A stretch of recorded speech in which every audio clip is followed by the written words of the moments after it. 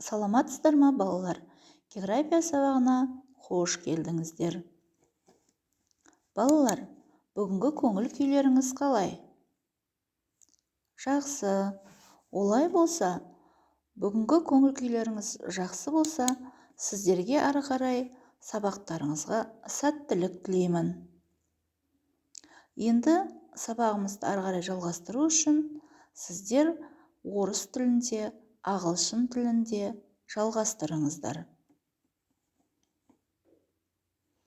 Балалар, мына суретке назар аударайықшы. Суретте мағынасы бірдей суреттерді топтастырайық. Жақсы балалар. Олай болса, бүгінгі сабағымыздың тақырыбы қандай екен?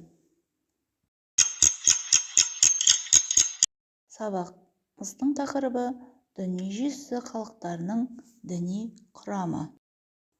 Сабақтың мақсаты дүниежүзі халықтарының діни құрамы мен таралу аймақтарына анықтау.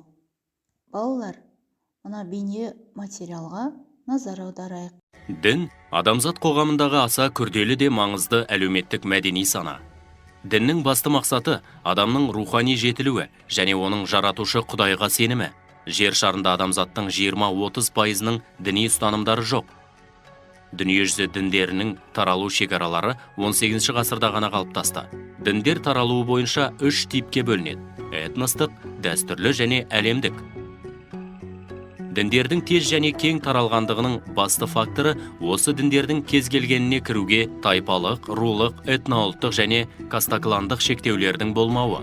Діннің негізін қалаушылардың рөлі діни наным ырымдарының салыстырмалы түрде қарапайымдылығы. Діни уағыздарында жалпы адамзаттық құндылықтарды ұстануды наным сенімнің аса маңызды көрінісіндей бағалау.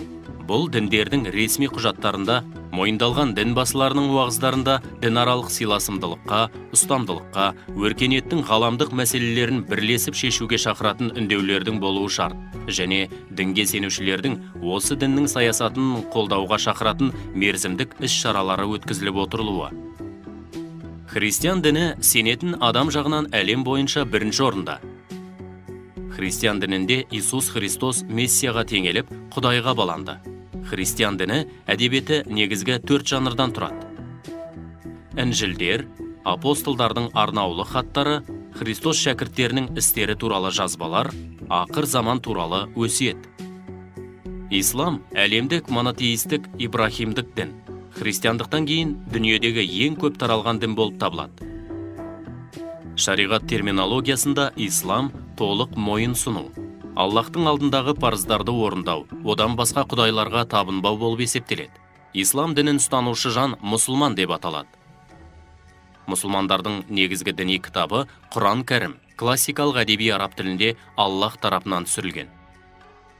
Буддизм дүниежүзіне кеңінен таралған негізгі 3 діннің бірі. Буддизмді біздің заманымыздан бұрын 5-6 ғасырларда Үндістанның бүгінгі Бихар штатында Сиддхарта Гаутама негізін қалаған. Буддизмнің негізгі қағидасы жан иесіне жамандық жасамау болғандықтан жер жүзіне соғыссыз тарады. Қазіргі кезде буддизм дінін 1 миллиардқа жуық адам ұстанады. Ол діни шығармалар жинағы Трипитакада баяндалған. Жақсы балалар, енді көрсек әрмен қарай дін дегеніміз не? Дін адамзат қоғамындағы аса күрделі де маңызды әлеуметтік мәдени сана. Діннің басты мақсаты адамның рухани жетілуі және оның жаратушы Құдайға сенімі. Дін қоғамдағы сананың бір түрі. Дін әрбір елдің саяси және экономикалық өміріне, тұрмыс тіршілігіне, тұрмыс салтына, адамдардың моральдық нормаларына, демографиялық және этникалық үдерістеріне үлкен ықпал етеді.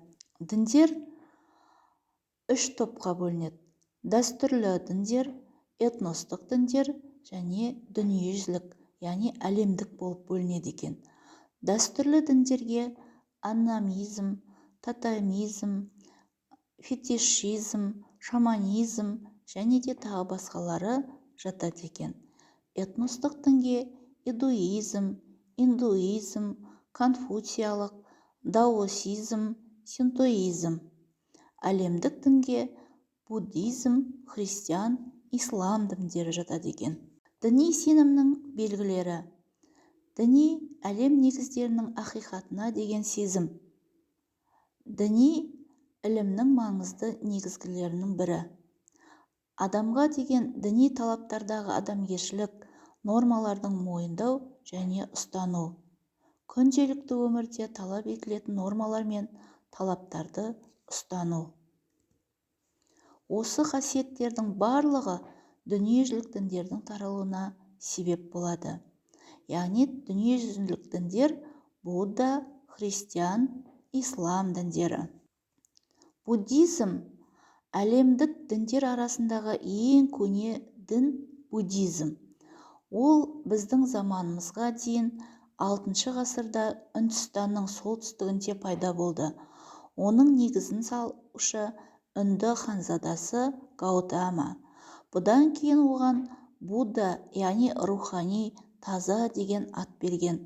Буддизм діні көбінесе оңтүстік шығыс Азияда таралған. Христиан. Пайда болу уақыты жағынан христиан діні екінші орында. Әлемдегі ең көп тараған діндердің бірі. Христиан дінінің бір ерекшелігі ол тек шіркеу түбінде өмір сүре алады. Библин христиан дінінің басты дерек көзі. Христиан діні Еуропада, Африкада, Австралияда аса көп таралған. Бірақ бұл діннің ұстанушылары Африка мен Азияның кейбір бөліктерінде де бар. Бұл жерлерге ол еуропалықтардың миссионерлік қызметінің арқасында келген. Ислам. Ислам діні буддизм және христиан діндерінен кейін келген дін. Ислам діні көбінесе араб елінде таралған. Ислам 7 ғасырда Арабия түбегінде пайда болған. Негізін салушы Мұхаммед пайғамбар.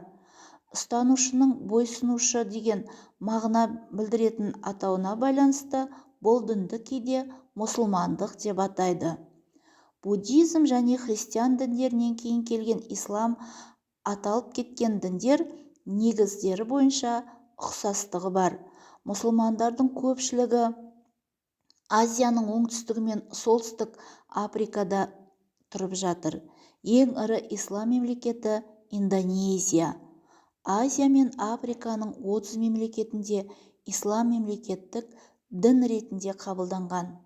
Мысалы, Египетте, Иранда, Иракта, Мароккода, Қазақстанда, Орта Азияда және де Ресейде ислам діні кеңінен таралған. Қағба мұсылмандардың аса қасиетті орны. Барлық мұсылмандардың ортақ құлшылық орны Мекке. Бұл жерде текше пішінді аса қасиетті Қағба орналасқан. Болжаулар бойынша Қағба Алланың аспанда періштелер тәубе ететін дәл ортасында орналасқан жердегі үйі. Еуропада ислам ділі Балқан түбегі және Германиядағы түрік иммигранттарының арасында кең таралған. Әлемдік діндерден басқа жекелеген халықтар ұстанатын ұлттық діндер бар. Мысалы, Үндістанда индуизм таралған, Қытайда конфуциандық, Жапонияда синтоизм, Израильде иудаизм таралған. Иудаизм еврей халықтары ұстанатын ұлттық дін. Қазіргі замандағы әлемдік діндердің рөлі туралы мына мәліметтерден білуге болады. Біріншіден, дүниежүзі халықтарының орасан зор бөлігі қандай да бір әлемдік діннің ұстанушылары.